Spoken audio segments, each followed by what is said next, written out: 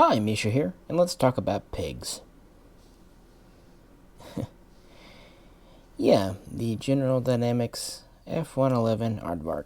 I've done several videos in the past, but Hobbymaster just released a new model, the F-111F, circa 1995, so just really before its U.S. Air Force retirement. And this was the ultimate, the final, the best of the tactical versions, strike, bomber, what have you. Thought we'd talk about it for a minute. Over on the left, we have the one I've had the longest. This is the RF-111C from Australia. This is the reconnaissance version. The U.S. Air Force actually never used the recon version, but Australia did. And Hobbymaster has done several versions of this over the years. And then finally, the one I picked up, last year sometime. This is the F-111G, which is a tactical conversion of the FB-111A, the strategic bomber variant. They actually were planning on using these as nuclear strike penetration type aircraft to go in front of the B-52s. So at one time, this was going to deliver the AGM-69 standoff nuclear weapon, but it never did. And then they were converted briefly as tactical bombers and then sold to Australia, who used them briefly before retiring them. And this one here is from 2007, which was really right before these were sent to the boneyard. So, I don't know, let's just talk about it. It's an interesting aircraft and a really cool diecast model in 1/72 scale. This is quite a large model because this was quite a large aircraft, about 74 feet long. It was one of the earliest variable geometry wing aircraft, really the first to go into U.S. service. When the wings were fully out on this version, they were about 63 foot. And when they were in, they were about 32 feet. It was a dual engine, two-seater. And originally it was kind of an aircraft designed by committee. It was designed to be a strike fighter aircraft. At least that's what the U.S. Air Force wanted. The U.S. Navy needed a long-range, long-endurance fleet defense aircraft. And while neither one really wanted to share, they were kind of ordered to do so by the White House in 1961, because who knows military stuff better than politicians? So they reluctantly did so. The version picked was from General Dynamics. The closest competition was from Boeing. In fact, a lot of the people on the committee liked the Boeing design more, but the General Dynamics design for the Air Force and the Navy was closer together, so money, budget. The Air Force version would become known as the F-111A, and the naval version, carrier-based, the F-111B. If you've never heard of the naval version, that's because it was canceled. They did actually get flying prototypes, even pre-production models ready, but the Navy finally was able to get out from under it in 1968 and replace it with the F-14 Tomcat.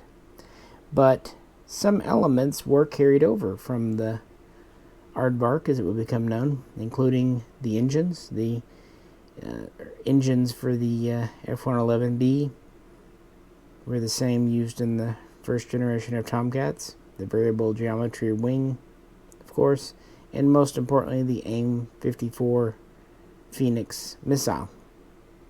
And of course, a two-seat crew and all that stuff. Well, it didn't go much anywhere for that, but the Air Force did get theirs. They had the F-111A, and they did send kind of a first series into Vietnam in 1968, but of the 6 sent, 3 of them were quickly lost to accidents, and so they were pulled out of service because for the day and time, this was a very advanced aircraft. They would go back after some reworking in 1972 and do much better and have a much higher safety rate. In fact, it was actually very high.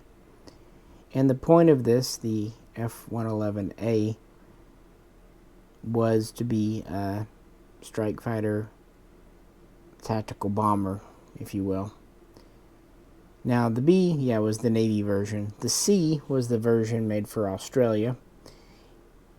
And the D was an ambitious version that never really took off. They were ordered in 1967. They were going to have digital controls, an early version of a glass cockpit, an updated Mark II suite of electronics, all this great stuff upgraded. They didn't work, at least not well.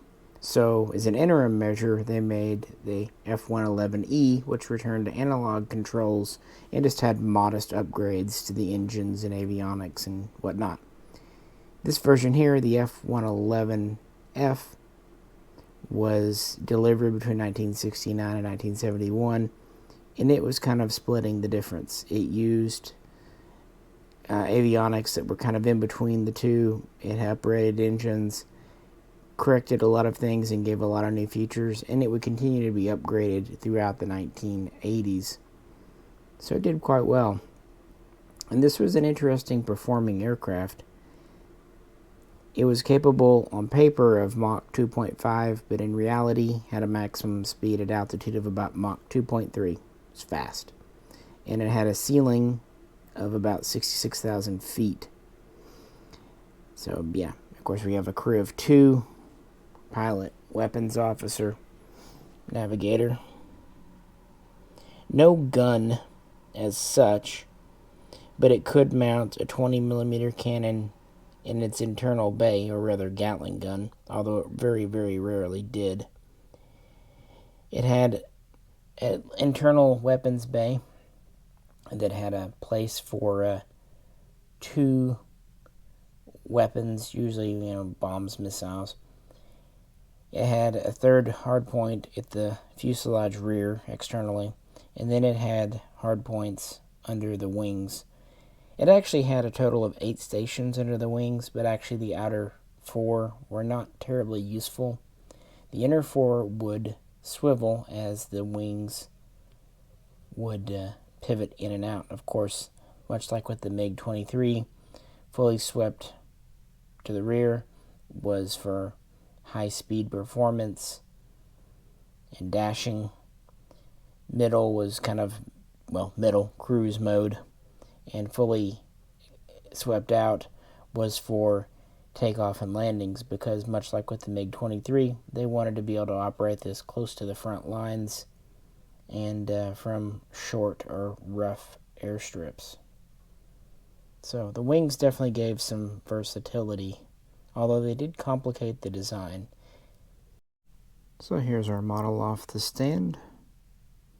It does come with a plate you can plug in here where the stand goes, so don't worry, there doesn't have to be a big hole there, but it does need to be a pretty good substantial attachment, because this is a heavy duty model. The wings and everything are metal. In fact, very little plastic on it, and it has weapons on the wings. It comes with a few different bombs you can display, including these, I think these are Mark 82s in the racks here, and then laser guided. It also comes with fuel tanks if you'd prefer that. And this is a later version that has targeting pods.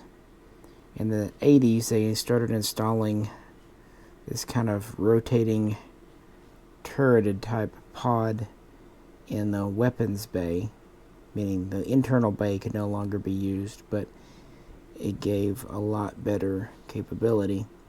And then in the rear, to use the station here, we have a laser targeting pod system, and this is removable if you don't want to display it, but it plugs in quite nicely. And of course the wings do sweep and they are geared together, so if you move one, they both move in sync. The only downside, and this goes for the corgis and everything, the ordnance can be rotated. It's kind of in a ball joint, but you have to manually rotate it. It would be great if it would kind of have some kind of internal gear work to move it, but that would probably be way too complicated. Also, if you want to have your wings fully swept out, there would be a gap back here, but Hobbymaster's got you covered. It has little inserts you can put in to cover the void. It has, of course, gear in the down position you can plug in, and what's kind of neat, the gear are metal, and of course you can display it with the cockpit open and crew in or out. It comes with 2 different canopies. So yeah, pretty good feature set. You can display it with no ordnance or 2 or 3 different weapons loads. Gear up or down. It does have the correct intakes. That's something they changed over time to improve the aircraft here.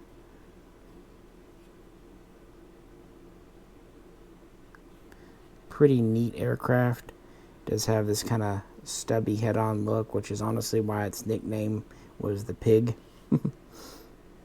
And the pilot and crew are actually in this capsule. If they ejected, it ejected a capsule. Probably the biggest use of the F-111F that's famously known was in 1986, Operation Odyssey Dawn. These were used to bomb Libyan airfields. They actually performed the longest combat mission in history. Struck targets, and one was lost to surface, but the rest performed their mission. One thing to note, this has no real self-defense capability. It doesn't have a gun by default, and while they tried using some sidewinders on these, it was never a common thing. And while this is a very fast aircraft and nominally a fighter, it's not exactly what you'd call ultra maneuverable. It's meant for more straight line activities.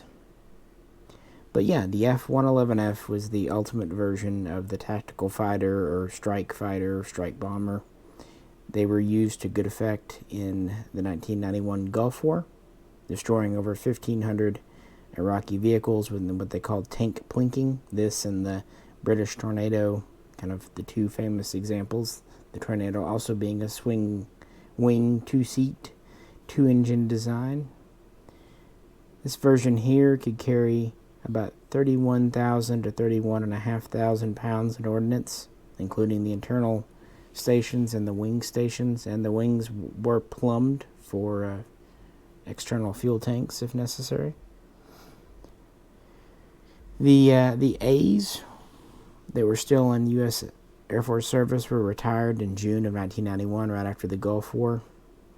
The D's, which never really worked, they were just pretty much grounded down in Texas forever. They were retired in 1992. And then the E's would go next in 1995. And finally, the F-111Fs were retired from U.S. Air Force service in 1996. They would keep the EF-111A, the electronic warfare version, the Raven, in service through 1998. And I recently covered that on the kind of a electronic warfare video, so you can check that out. I didn't feel like getting it out for this video now. But yeah, I'm really happy Hobbymaster did a reissue of the F-111F. I was hoping to get one of the tactical versions. But with that, let's move on. The F-111, well, it was eventually well liked in the U.S. Air Force, although it took some time to really find its niche and also kind of work out the bugs. But the user that really really relied on it and that it really benefited was Australia.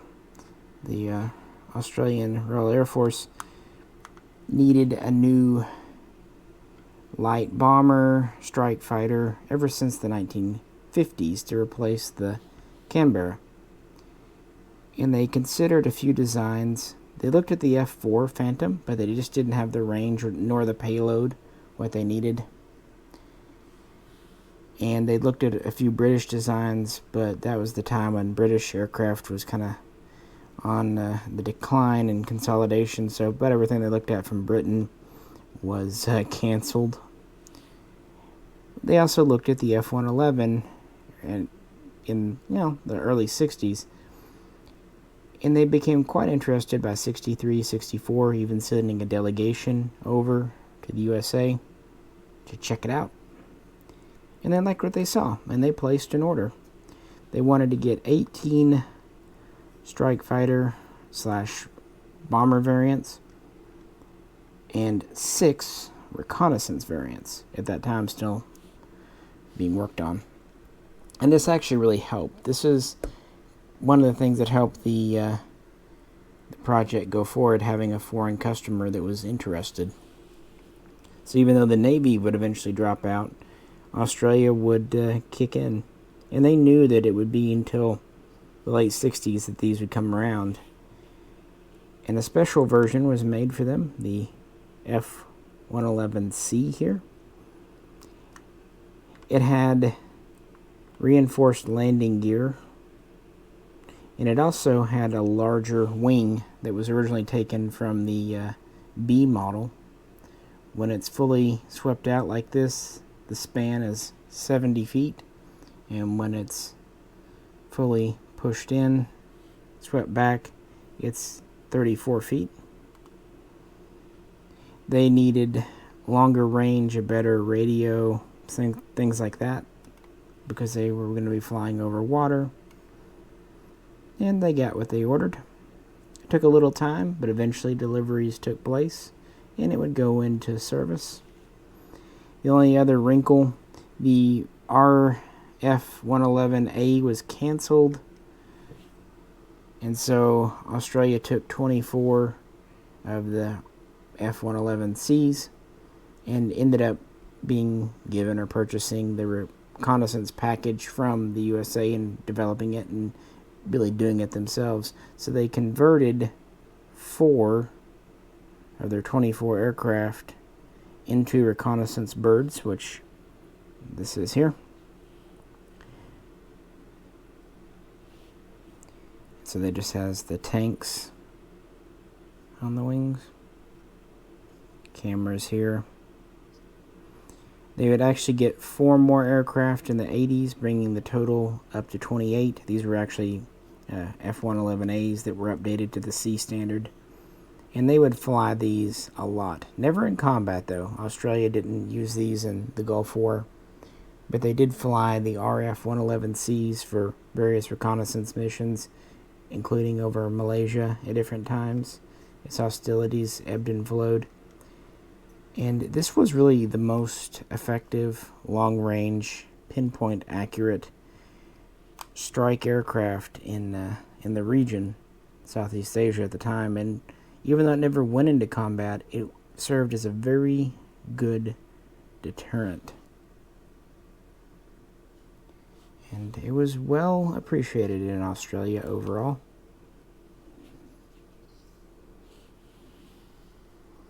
This is probably the most common version from Hobbymaster. They do quite a few of the F-111Cs and RF-111Cs. I just thought it would be interesting to have the reconnaissance version. It has the same features. Of course, it doesn't come with weapons. And they do have the appropriate larger wing. It does have the appropriate intakes and the appropriate reinforced landing gear. And speaking of that, let's talk about where the whole reinforced landing gear came from in the first place. And our final model, like I said, this is of a F-111G, but it started off as a BF-111A. Before I get started though, I wanted to mention one thing.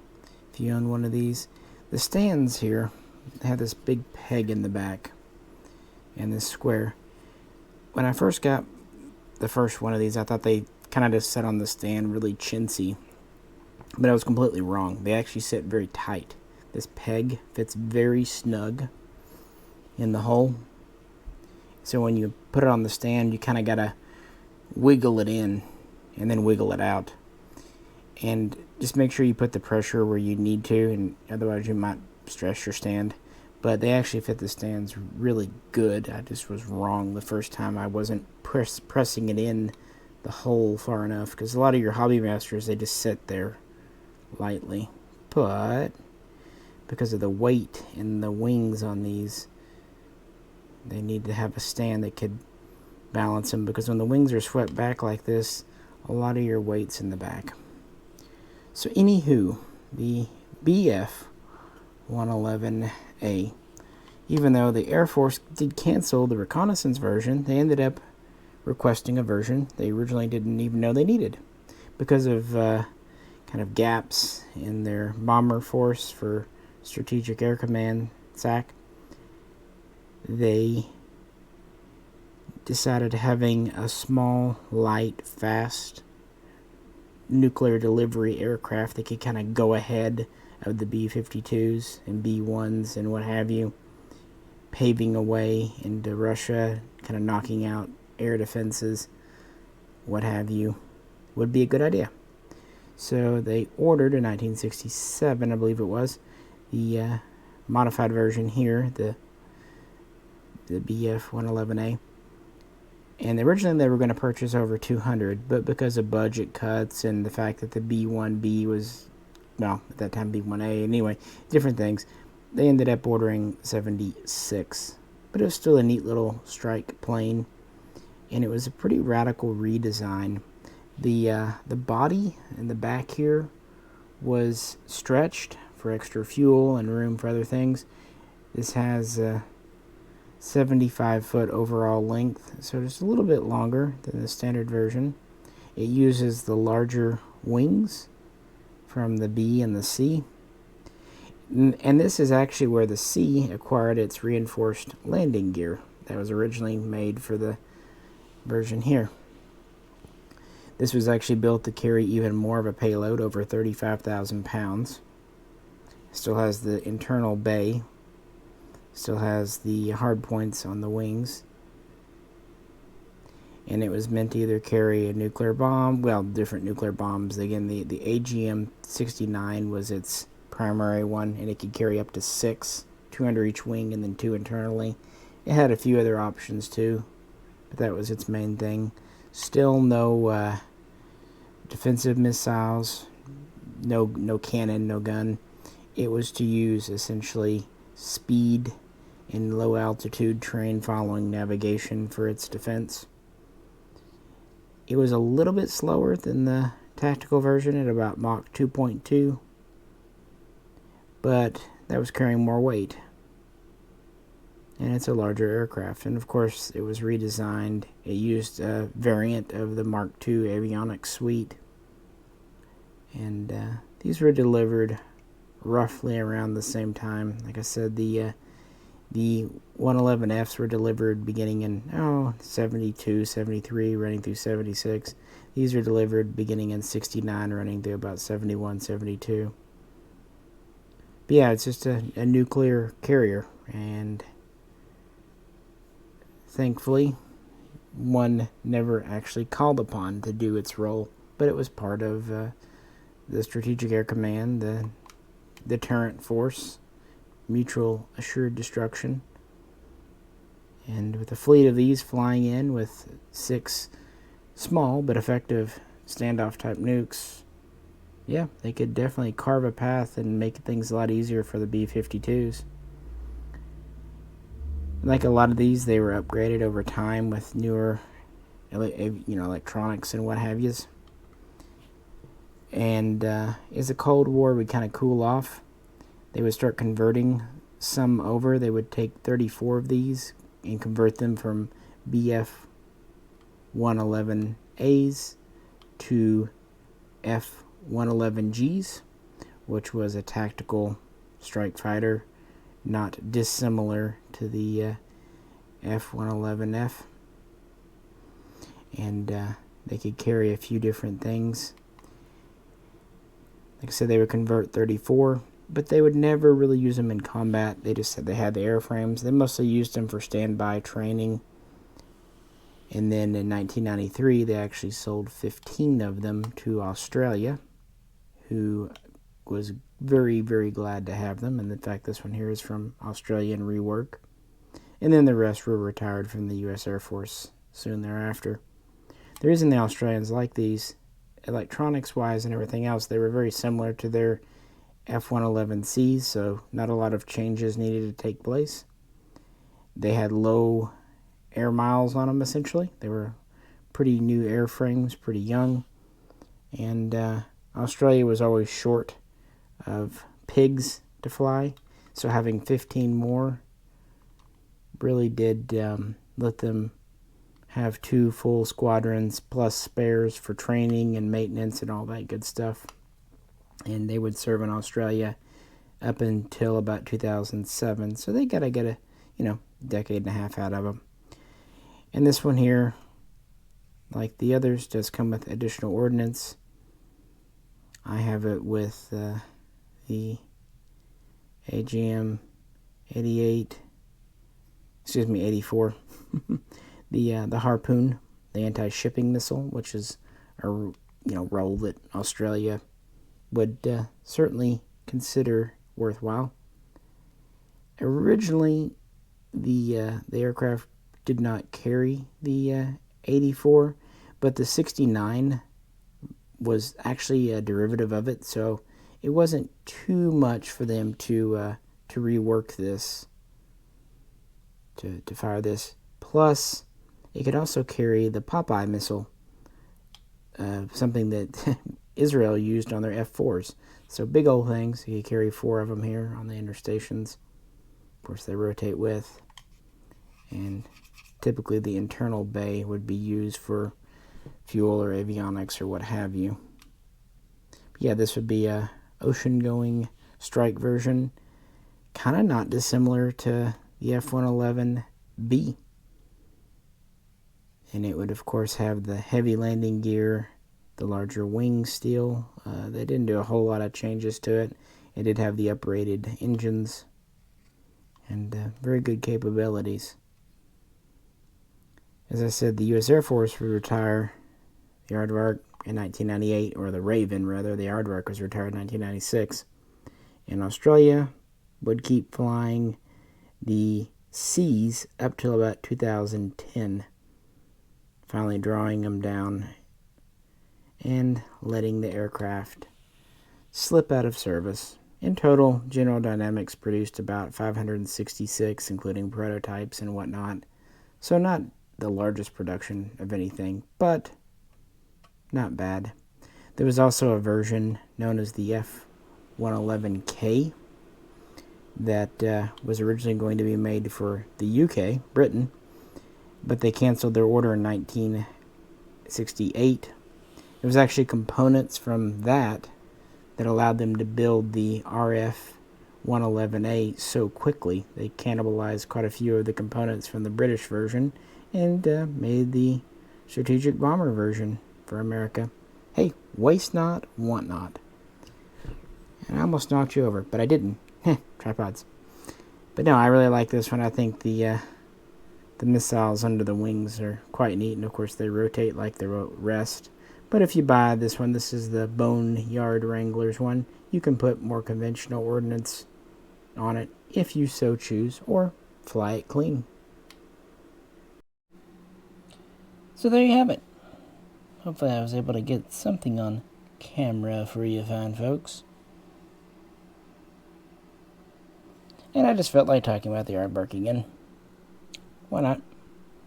I ordered this one, pre-ordered it from Pete's Collectibles a year ago, because it was supposed to be out in May, I believe, and it came out in, late August, early September.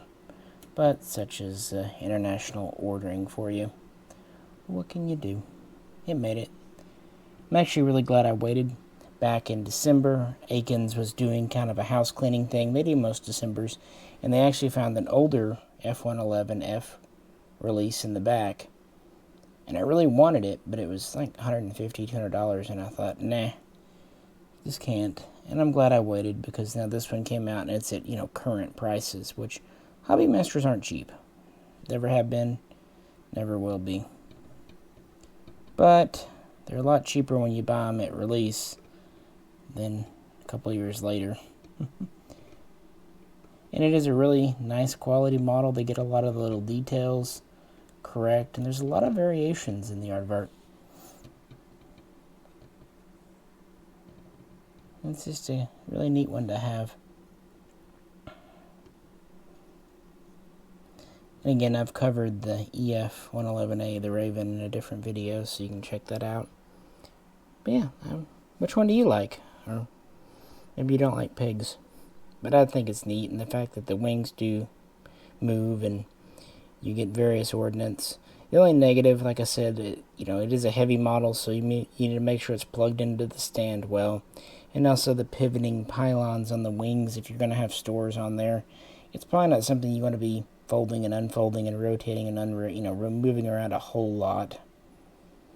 I did notice with the newest one here, they kind of put like a rubber gasket in the hole where they plug in. It's kind of a socket or ball and socket joint. So I think they're trying a little better. It seems like they put a little kind of flexible material in here to hold it a little better, because on the early ones, especially with these fuel tanks, it's pretty difficult to keep them stuck on, frankly. These tanks, yeah, they're not the greatest as far as staying in. But, oh well, it's either that or you can always just put the wings in one position and glue them. But I'd like to keep them moving if possible. But yeah, just thought I'd do a fun little video. Hope you enjoyed hanging out and talking about a lesser known aircraft. It's worth pointing out that in the Navy, since they didn't go with the B, they used the F-14, and in the U.S. Air Force, they eventually replaced this with the F-15E, the Strike Eagle. And in Australia, they replaced this with the FA-18 Hornet and FA-18 Super Hornet. And for reconnaissance and whatnot, they use a variant of the Growler. So, interesting service, I thought.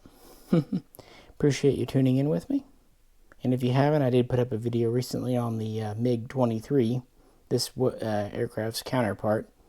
They really are very similar. The MiG-23 is much smaller, but they came out around the same time. And, the MiG-23 also had kind of a rocky start, but ended up evolving into a very good aircraft. So with that, I'll let you go. This is Misha. Catch you very soon next time.